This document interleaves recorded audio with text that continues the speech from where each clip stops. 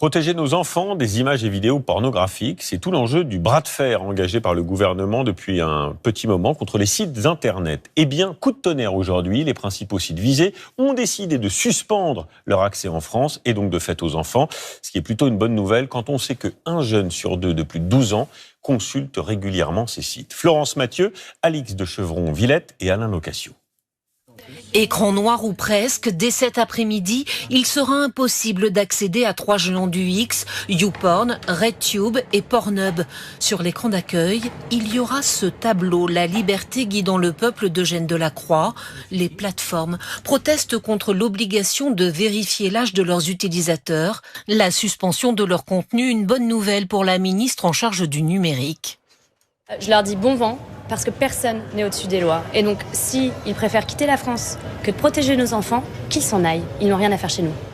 En France, selon une étude de l'Arcom, dès 12 ans, plus de la moitié des garçons se rendent au moins une fois par mois sur un site porno. Je devais être en 5e. Ouais. Moi, un truc dans le même âge, à peu près 5e, 4e. Depuis début mars, tout utilisateur doit prouver qu'il est majeur pour accéder à un contenu pornographique grâce à un selfie, une carte d'identité ou une carte bancaire. Mais la plupart des sites ne jouent pas le jeu, ce qui inquiète les parents. Je pense que l'accès est trop facile, trop simple. Faudrait qu'il y ait quand même plus de réglementation. Oui, j'ai 2 enfants, un de 11 ans et une de 15 ans, qui a déjà été malheureusement exposée à ces sites en cliquant sur un simple bouton. Près de 2,5 millions de mineurs fréquentent ces plateformes qui peuvent représenter un réel danger pour les adolescents. Certains regardent ça de manière quotidienne. Donc c'est très préjudiciable pour leur développement psychosexuel.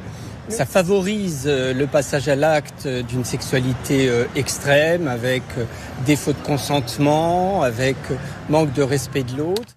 Les sites qui refusent de respecter la loi estiment que la vérification de l'âge est contraire à la confidentialité des données et constitue une entrave à la vie privée.